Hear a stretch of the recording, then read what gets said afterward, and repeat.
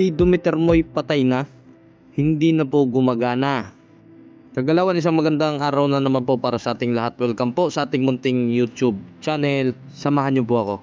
Kadalasan po na pagdududahan natin dyan, kable Pero sasabihin ko po sa inyo, isa din pong posibleng dahilan ito pong ating speedometer gear. Kaya ito nga po, meron akong replacement speedometer gear. Binili ko po sa Shopee. Tanggalin po natin itong original, luma na nakakapit pong speedometer gear natin, para maipakita ko po sa inyo kung ano pong nangyari dito.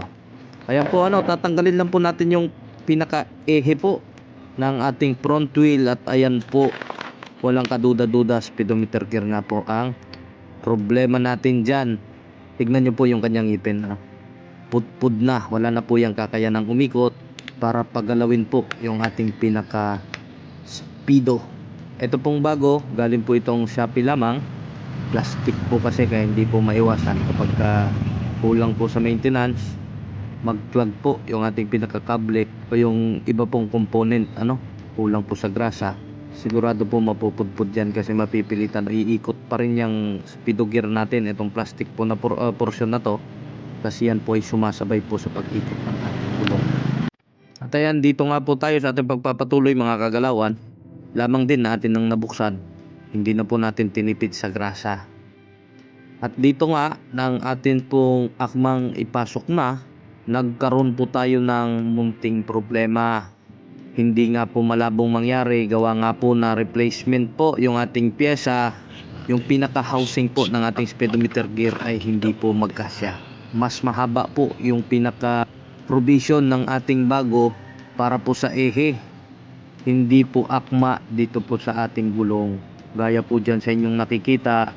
Kaya yung akin pong ginawa, ibalik po natin itong bago, gamitin po natin yung plastic speedo gear natin. Mukha lang po yung luma kasi nadumihan na nga, sapagkat isinukat ko na dito po sa luma at original pong housing. At ayan, swak na swak mga kagalawan.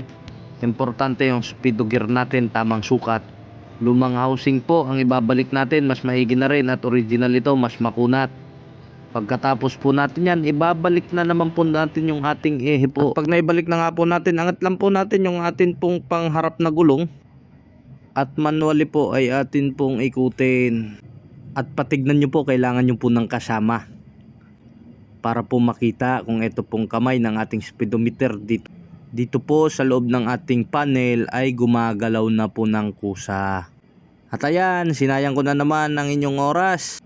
Pero sana po sa maiksi nating video mga kagalawan, muli ay nakapagbigay ako sa inyo ng aral po at inspirasyon.